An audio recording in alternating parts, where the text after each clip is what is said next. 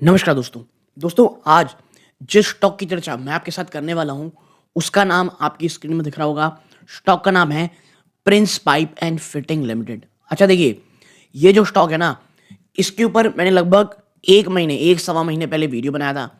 वहां पे मैंने एक बात कही थी, 400 का लेवल, इसे ज़रूर ध्यान में रखिएगा। अगर ये टूट करके एक बार नीचे आ गया और सस्टेन कर गया तो फिर जो प्रिंस पाइप है ना, फंडामेंटली चीज़ें अलग होती हैं। टेक्निकली जब मैं बात कहूँ, बहुत बहुत ज़्यादा वीक हो जाएगा। और उससे मैंने ये भी कहा था कि प्रिंस पाइप ना, बहुत सारे जो आप कह सकते हैं बड़े एनालिस्ट हैं या आप कह सकते हैं जो ऑनलाइन वेबसाइट्स हैं, और मैं ऐसी वेबसाइट की बात नहीं कर रहा हूँ, बहुत ही प्रतिष्ठित वेबसाइट्स हैं, वो जो अपना पोर्टफोलियो बना के दिखाती हैं, यानी कि दिवाली पिक हो गया, न्यू ईयर पिक हो गया, उन्होंने प्रिंस पाइप को अभी भी अपनी पिक्स में रखा हुआ है। ओके, जी हाँ, प्रिंस पाइप अभी भी उनके पिक्स में है।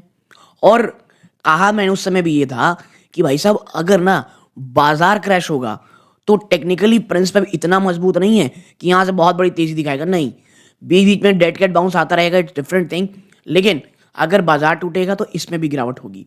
और जैसे ही 400 टूटा, लगातार कमेंट उस वीडियो में आ रहे थे कि भाई 400 तो टूट गया, बता 400 चला गया, आप बोलो, यानी 400 लेवल टूट गया। अब देखिए, तो देखिए 400 का लेवल ना टूटा नहीं है, बट बहुत ज़्यादा प्रोबेबल चांसेस हैं कि टूट सकता है। मैं ऐसा इसलिए बोल रहा हूँ, और ये नीचे भी गया था, ऐसा नहीं है कि एक बार भी नहीं टूटा, नहीं टूटा है, नीचे भी गया। आप देखें यहाँ पे सिर्फ एक महीने में, आप देखें ना, ये आया 397 26 दिसंबर को, ऊपर गया 430 रुपए में। ओके, फिर ये स्टॉक कहाँ आया, ये देखिए, फिर 405 8, और फिर 13 जनवरी, जब आप कह सकते हैं एक, यानी कल की बात कर रहा हूँ, मंडे को, जब ओवरऑल मार्केट में क्रैश आया था, ठीक है, स्टॉक अपना नया 52 वीक लो टच किया 394 के आसपास, 393.70। ओके, कितना, 393.70। तो भाई आखिर अब इस स्टॉक में क्या करें? स्टॉक जो 400 के नीचे चला गया है। देखिए, आपको एक चीज़ समझनी पड़ेगी, अभी चाहे प्रिंस पाइप हो, इसके साथ ही साथ आपको याद होगा एस्ट्रल को, अगर आप देखेंगे ना, एस्ट्रल पाइप्स के स्टॉक को जाकर के देखेंगे, वहां पर भी लगातार गिरावट आ रही है। और कई लोग ये समझ रहे हैं कि भैया अचानक से ऐसा क्या हो गया कि पूरे आप कह सकते हैं पाइपिंग इंडस्ट्री में थोड़ी सी वीकनेस या थोड़ी सी कमजोरी देखने को मिल रही है। तो देखिए, एक डायरेक्ट रिलेट तो नहीं बताऊंगा, लेकिन हाँ, एक चीज़ हुआ है पिछले 2-3 दिनों से, या आप कह सकते हैं 4-5 दिनों से, 4 to 5 डेज से, अगर आप क्या देख रहे हैं, न्यूज़ देख रहे होंगे, तो बता दूं, जो क्रूड ऑयल है ना, कच्चा तेल, $81 प्रति बैरल को भी टच कर चुका है।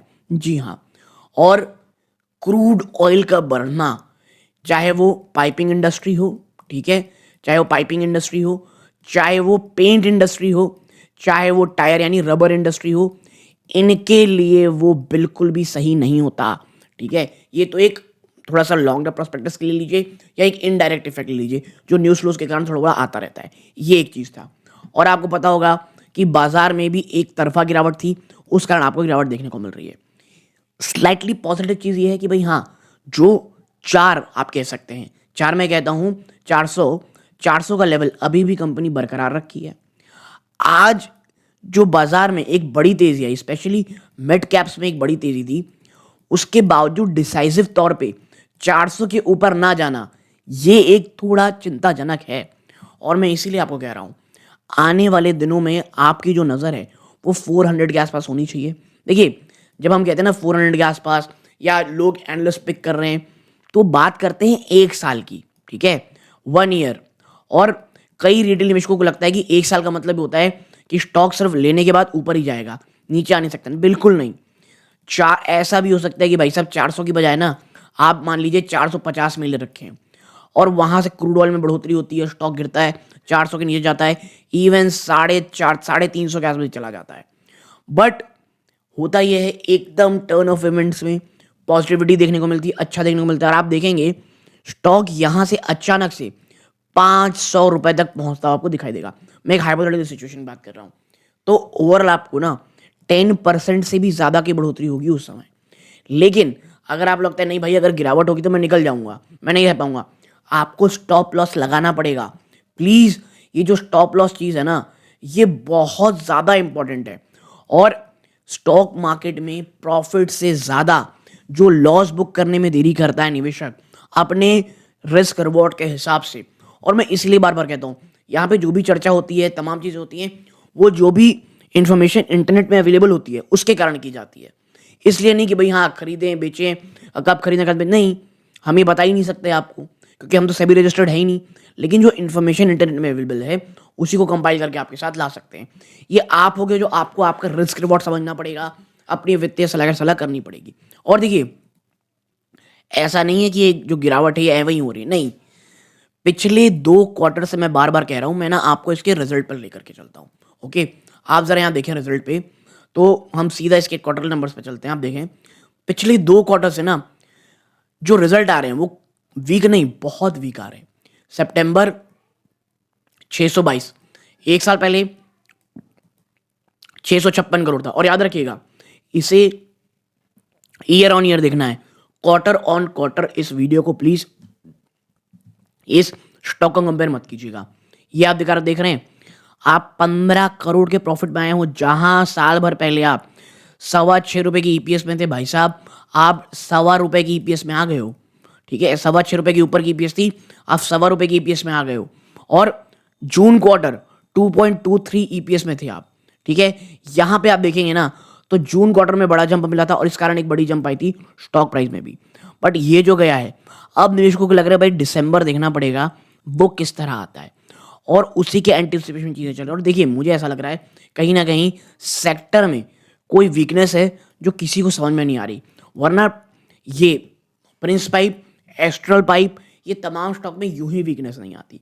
और अगर आप ना नीचे ले जाकर के देखोगे कि ओवरऑल मार्केट का क्या है, शेयर होल्डिंग पैटर्न किस प्रकार का है, देखिए शेयर होल्डिंग पैटर्न में आप देखोगे अभी भी प्रमोटर जो है उसके पास एक अच्छी खासी शानदार होल्डिंग है।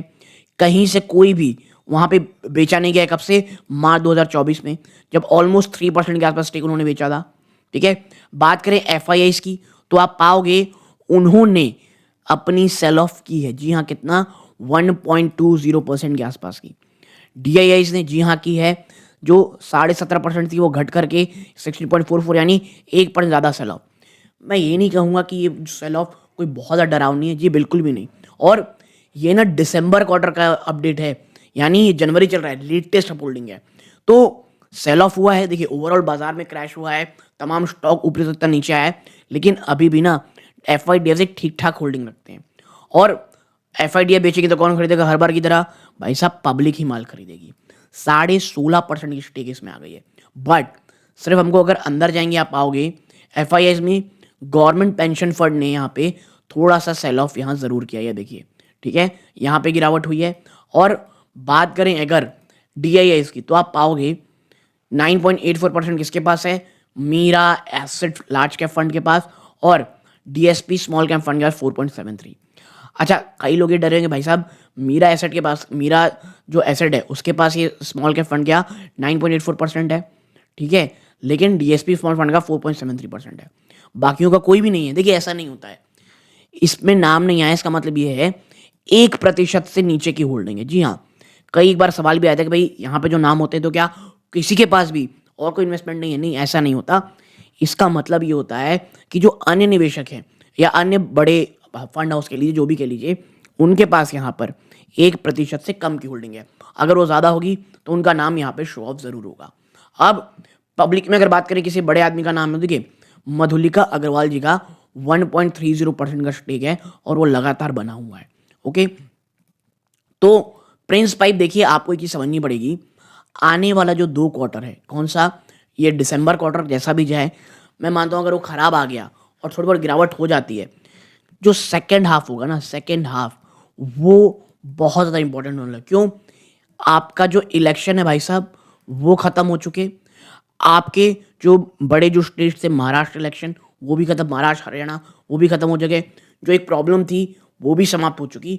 अब आने वाले समय में आप देखोगे कि आपको जो कॉन्ट्रैक्ट्स हैं बड़े बड़े वो साफ से वापस से आते हुए आपको दिखाई देंगे। जो इंफ्रा के जो बहुत सारे चीज़ें हैं, अफोर्डेबल हाउसिंग है, वो आते हुए दिखाई देंगे। तो ऐसे में second half of this stock मुझे ये लगता है यहाँ से तो काफ़ी अच्छा होगा। बट एक चीज़ याद रखिएगा हमेशा, क्या?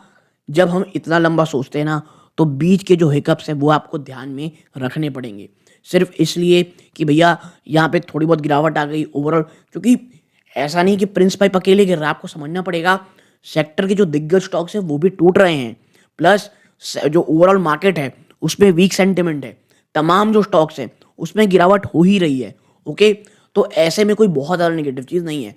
और मैं फिर कहूँगा अगर बाजार टूटेगा प्रिंस पाइप ज़रूर टूटेगा आने वाले टाइम में। आपको जो 390 है इसे देखना पड़ेगा, ये भी अगर टूट जाए, क्योंकि देखिए 400 क्या है ना, एक बहुत ही ज़्यादा आप इसके स्ट्रॉन्ग साइकोलॉजिकल सपोर्ट है। अगर 400 टूटा देन 390 जो आपको अपने दिमाग में रखना है।